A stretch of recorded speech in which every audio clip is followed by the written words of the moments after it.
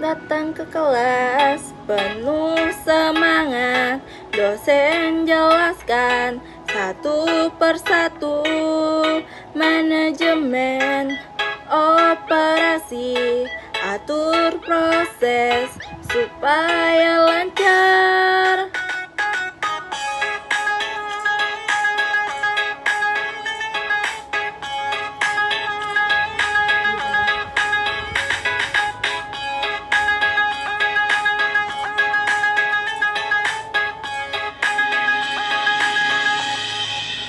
Bahan baku diatur dengan rapi, waktu kerja jangan sampai terbuang, biaya ditekan, kualitas tetap jaga, hasil memuaskan, untung pun datang, jangan sampai ada yang terbuang, atur alur dari awal sampai akhir.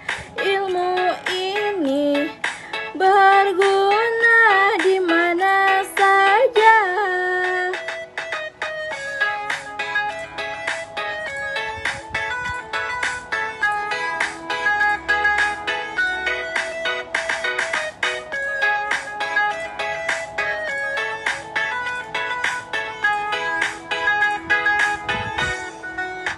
Bahan baku diatur dengan rapi, waktu kerja jangan sampai terbuang, biaya ditekan, kualitas tetap jaga, hasil memuaskan, untung pun datang.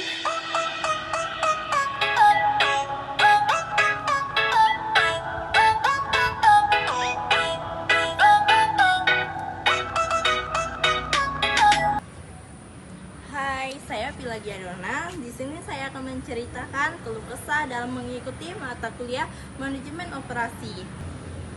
Hari pertama masuk kelas, saya datang dengan semangat bawa buku tebal, pulpen 5 batang, dan catatan kosong rapi. Ternyata ruangan kelas AC-nya terlalu dingin, sampai saya menggigil seperti ketemu hantu. Sementara teman sebelah saya malah bawa selimut kecil.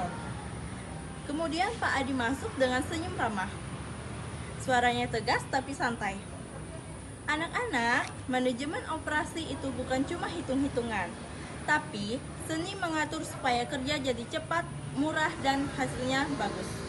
Saat itu saya hanya mengangguk, tapi dalam hati, wah pasti banyak rumus rumit ini. Materi yang kami pelajari yaitu yang pertama perencanaan persediaan dan EOQ.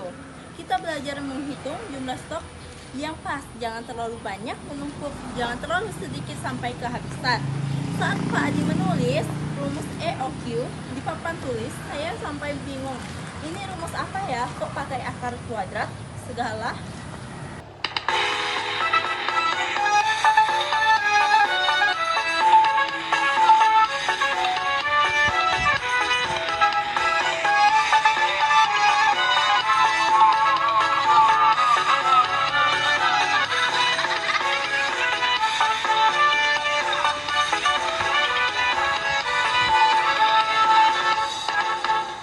Lihatlah stok yang ada di gudang, jangan sampai menumpuk terlalu lama.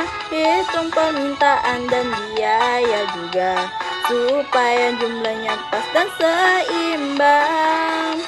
EOQ itu kuncinya, titik paling hemat biaya pesan. Secukupnya simpan dengan baik, agar usaha tetap berjalan lancar. Jangan terburu-buru masukkan angka, periksa lagi supaya tidak salah. Hasil yang tepat akan bawa manfaat untuk masa depan yang lebih baik.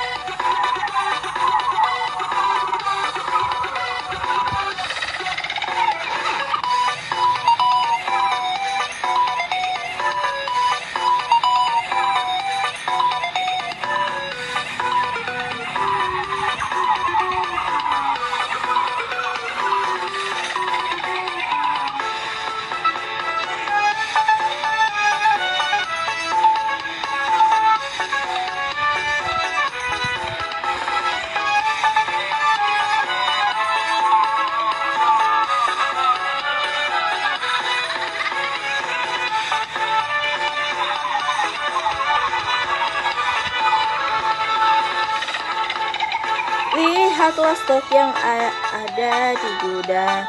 Jangan sampai menumpuk terlalu lama. Hitung permintaan dan biaya juga, supaya jumlahnya yang pas seimbang.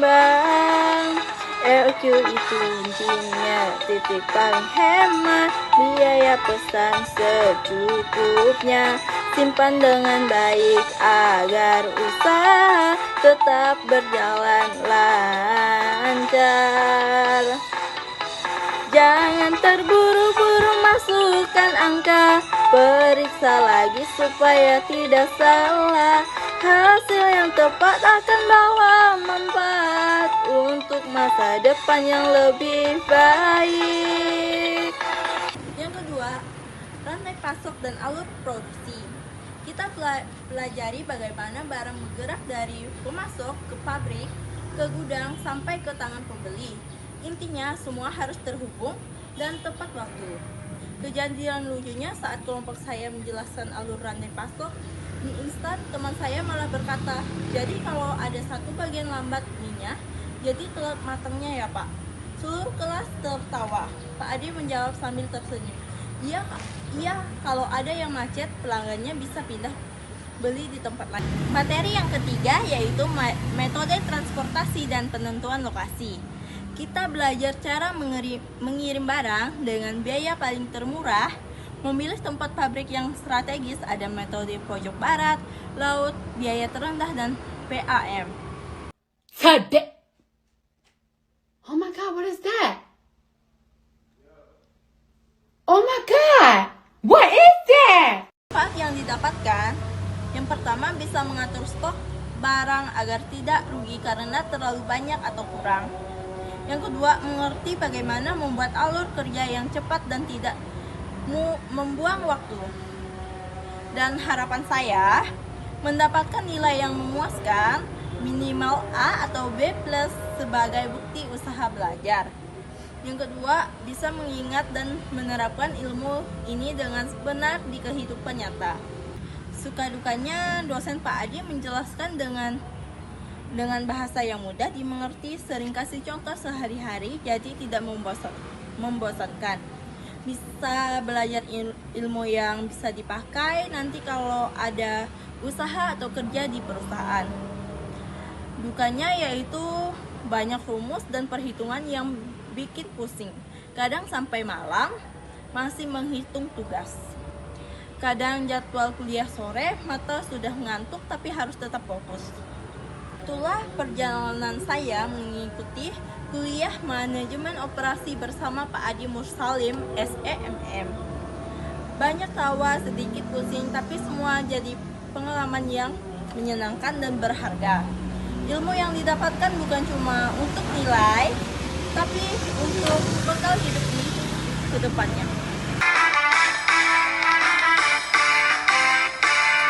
Ada banyak rute yang bisa dipilih, hitung biaya satu per satu, cari yang paling murah dan efisien, agar keuntungan tetap terjaga. Metode PAM dan biaya terendah membantu kita dapat solusi terbaik. Jangan terburu-buru, ambil keputusan, lihat semua faktor dengan teliti. Lokasi usaha juga harus dipikirkan, dekat pasar atau dekat bahan baku, semua diatur dengan ilmu yang benar supaya operasi berjalan lancar terus. Metode PAM dan biaya terendah membantu kita dapat solusi terbaik.